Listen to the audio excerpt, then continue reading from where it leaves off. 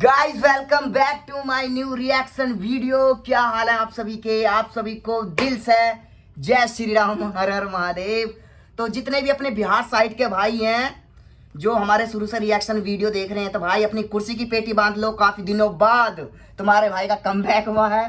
तो आज हम पावर स्टार पवन भैया का न्यू सॉन्ग करने वाले हैं। सॉन्ग का नाम है भैया कौन सा, घाटे चले मोती नीतीश। तो भाई इस पर रिएक्शन देने वाले हैं। और ये सॉन्ग छठ पूजा आ रही है भाई, उस पर पावर स्टार पवन भैया ने बनाया। तो देखते हैं, चलते हैं। अपना प्यार और सपोर्ट बनाए रखना। और छठ पूजा आ रही है भाई, आप सभी को छठ पूजा की एडवांस में हार्दिक शुभकामनाएं।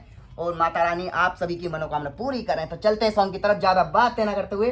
तो देखते हैं भाई पावर स्टार पवन भैया ने क्या अलग तहलका मचाया, क्योंकि ये छठ पूजा पर आधारित गाना है। गाना नहीं, गीत है, सॉरी, गीत बोलते हैं, छठ पूजा पर आधारित। तो चलते हैं, अपना प्यार और सपोर्ट बनाए रखना मेरी जान। स्टार्ट।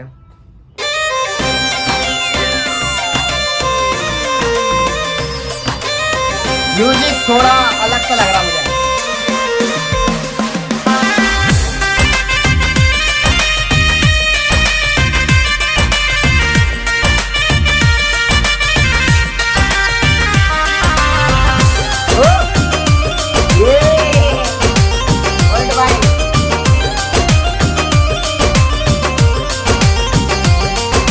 छठी माई दी आशीर्वाद रहुरा,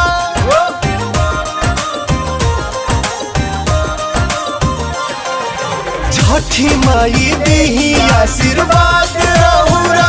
घाटे चलले हो मोदी जी उठा के दौरा, घाटे चलले हो मोदी जी उठा के दौरा।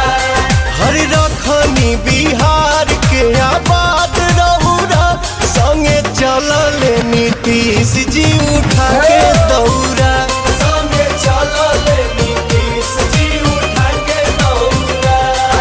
गीत बहुत बेहतरीन है, समझ रहे हो? ये होता पावर स्टार पवन भैया का जलवा।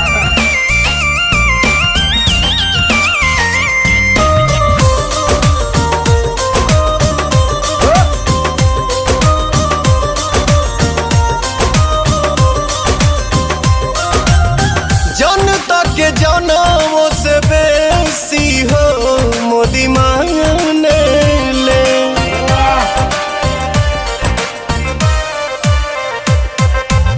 गंगा से विकास के लहरिया हो सदा मांगे ले। खरना के खाके प्रसाद जौरा, घाट चलले हो मोदी जी उठा के दौरा, संगे चलले नीतीश जी उठा के दौरा।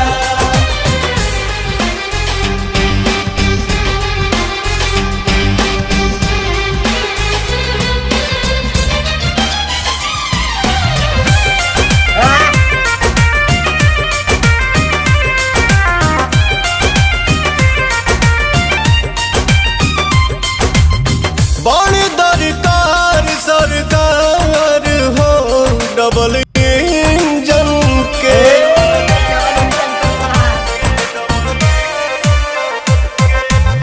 दीहे सब बुद्धि सूरज बाबा हो फिर जन जन के। बढ़ता बिहार भोलेनाथ गौरा, घाटे चलल हो मोदी जी उठा के दौरा,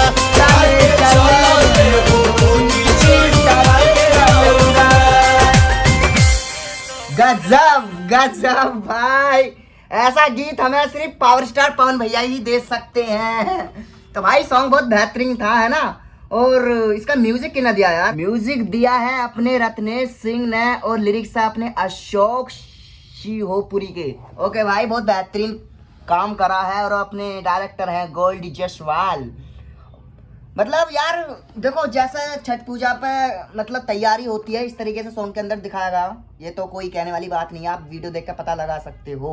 क्योंकि बिहार साइड का सबसे फेमस, सबसे बड़ा त्योहार छठ पूजा जो आने वाला है, उसके ऊपर पावर स्टार पवन भैया ने सॉन्ग निकाला है। और बहुत बेहतरीन सॉन्ग निकाला, एक नंबर। और जब ये चलेगा ना भाई तो तहलका मचा देगा। साथ में बीजेपी पार्टी को भी भाई मेंशन करा, अपने मोदी जी साथ में है। और तुम्हें पता ही है ना, पता है ना तुम्हें अपने पावर स्टार पवन भैया किस पार्टी से हैं, तो भैया अपना भी प्रचार कर दिया भाई ने। तो ये होते हैं 5 स्टार पवन भैया का माइंड। और देखो गाना अभी देखो 5 लाख व्यूज है सॉन्ग के अंदर। ओ सॉन्ग नहीं है यार, गीत है ये, छठ पूजा का गीत है और बहुत प्यारा गीत बनाया। और जिस सॉन्ग पे आपको रिएक्शन चाहिए तो उस सॉन्ग का नाम लिखो और तुम्हारा भाई उस पर ही रिएक्शन देगा। तो अपना प्यार और सपोर्ट ऐसी बनाए रखना मेरी जान। मिलते हैं अगले नेक्स्ट रिएक्शन वीडियो में, तब तक के लिए जय जय भारत, जय श्री राम।